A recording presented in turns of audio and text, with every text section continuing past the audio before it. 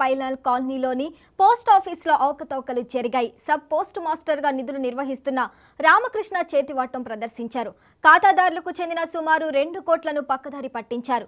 4 నెలలు గడుస్తున్న నిమ్మకు నీరెత్తినట్లుగా వ్యవహరించారు పోస్టల్ ఉన్నతాధికారులు.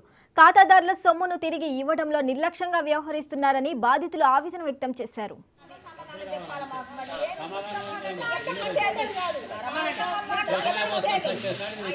పరిష్కారం చేస్తే మాకు తొందరగా పరిష్కారం చేయాలని చెప్పేసి మేమందరం కోరుతున్నాం. మీరు ఏం చేస్తారో మేము గవర్నమెంట్ నమ్మి వేసినాం కానీ ఈరోజు నేను ఆఫీస్ తెరవడానికి ఆఫీస్కి రాగానే పిహెచ్ఎస్ ఆఫీస్ దగ్గర బాధితులు ఇది రామకృష్ణ గారి విషయంలో ఎవరైతే బాధితులు నష్టపోయి ఉన్నారో వాళ్ళు మన పోస్ట్ ఆఫీస్ కాడ వాళ్ళు ధర్నా కార్యక్రమం కింద ఆఫీసు తెరవనివ్వనని వాళ్ళు తెలియపరచడం జరిగింది. నన్ను గౌరవ చేయడం జరిగింది. అలాగే వాళ్ళు మా డబ్బులు ఇచ్చే వరకు మీ ఆఫీస్ కూడా చేయనియమని వాళ్ళ ఆవేదనను వ్యక్తపరుస్తున్నారు. ఇటు విషయాన్ని మా పై అధికారి గారైన పోస్టల్ ఇన్స్పెక్టర్ దేవరకొండ గారికి నేను విషయాన్ని తెలియపరిచినానండి. సార్ గారు 1 గంటన్నరలో ఇక్కడికి వస్తానని నాకు సమాచారం ఇచ్చారు.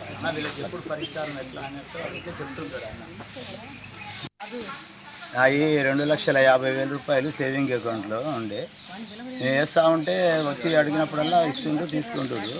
మొన్న వచ్చి చూసినప్పుడు మీ దాంట్లో ఏం లేవు 10,000 రూపాయలే ఉన్నాయని చెప్పిండు. అడిగితే అతను ఎలాంటి సమాధానం లేదు. ఆఫీసర్ల దాకా ఎంక్వైరీ కానీ పెట్టిండ్రు. వాళ్ళ దగ్గర మేము ఇంటిమేషన్ ఇస్తే వాళ్ళు వచ్చి ఎంక్వైరీ అది ఇది అని చెప్పిండ్రు. ఎంక్వైరీ చేయబట్టి ఇప్పుడు 3 నెలలు దాటిపోయింది. రేపు వస్తే ఎల్లుండి వస్తే అది ఇది అంటారు కానీ దానికి ఏ సమాధానం లేదు ఇప్పటి వరకు. మాకు అవసరాలకు వచ్చి ఇప్పుడు పిల్లల ఫీజులు కట్టుకోవడానికి డబ్బులు లేవు. కావాలంటే ఎవరు ఎక్కడ 1 రూపాయి పుట్టే పరిస్థితి లేదు. మా డబ్బులు మాకు తొందరగా ఇప్పియాలని చెప్పేసి మేము గవర్నమెంట్ వాళ్ళ మీద నమ్మకంతో వేసినాం. అంతేగాని ఎవరు ఎంప్లాయీ తీసిరు అనేది మాకు సంబంధం లేదు. దీన్ని తొందరగా గవర్నమెంట్ పరిష్కరించాలి. ఎలాంటి పరిస్థితుల్లో మా డబ్బులు మాకు ఇప్పించాలి. ఒక్కొక్కరు ఆడవాళ్ళు అయితే పరిస్థితి నడవలేని పరిస్థితుల్లో ఉన్నారు. వాళ్ళకి ముసలి ఆరోగ్యాలు బాగలేవు. వాళ్ళు సాగు బతుకుల్లో ఉన్న పరిస్థితులు ఉన్నారు. కొంతమంది ఆల్రెడీ 2 ప్రాణాలు పోగొట్టుకున్నారు. ఈ ఫిక్స్డ్ డిపాజిట్లు వేసిన వాళ్ళు తొందరగా వీలైన తొందరగా మాకు ఈ డబ్బులు వచ్చే పరిష్కారం చేయాలని చెప్పేసి కోరుతున్నాం. ఏమైందమ్మా? ఏమైంది? ఇప్పుడు 30 సంవత్సరాల అకౌంట్ నాది. నిన్నమో నా అకౌంట్ కానీ 30 సంవత్సరాల అకౌంట్ మా ఆయన ఉన్నప్పటి నుంచి అకౌంట్. మా ఆయన చనిపోయి కూడా 20 సంవత్సరాలు అయింది. మా ఆయన ఉన్నప్పుడు బంగారం బాగానే బతికినాం. ఇప్పుడు ఇళ్లలో పాసి పని చేసుకుని రూపాయికి రూపాయి అక్కడ పెట్టుకున్నాం. పెట్టుకున్న తర్వాత కూడా ఈ బాధలు ఈ కష్టాలు తప్పట్లా మాకు. వీళ్ళని నమ్ముకొని ఈడబెట్టుకుంటే వీళ్ళు తీసేసి మమ్మల్ని నాన్నకు బాధలు పెట్టి కష్టాలు పెట్టి ఈ బాధలు ఈ కష్టాలు ఎవరు పడతారు సార్? మేము ఏదో 10 రూపాయలు తెచ్చుకుందాం. 2 మోకాలు నాకు నొప్పులు వచ్చేసినాయి. గుంటూరు పోతే 40,000 అడిగిండ్రు. మా బాధలు మా కష్టాలు ఎవరికి చెప్పుకోవాలా? మేము ఎట్లా బతకాలా? ఇప్పుడు దీంట్లో ఎంత నీ ఖాతాలో ఎంత? నా ఖాతా 1,22,000 ఉంది సార్. ఇప్పుడు ఏం చేయాలి? ఇప్పుడు ఇస్తాం అప్పుడు ఇస్తామని అన్నారు. ఒక రోజు ఇప్పుడు తీసేసుకుందాం అనుకున్నా. నేను స్టేట్మెంట్ కన్నా తీసుకుందాం అనుకుంటే వచ్చి చూస్తే రూపాయి లేదు. జీరో అకౌంట్ చేసి పెట్టిండు. మా ఫ్రెండ్ బాగలేక హైదరాబాద్లో అడ్మిట్ చేసిండ్రు. ఆమె ఇయ్యాలో రేపు అనేటట్టుంది. ఈ నడిచే పరిస్థితి లేదు. ఆమె బయటకు వచ్చే పరిస్థితి లేదు.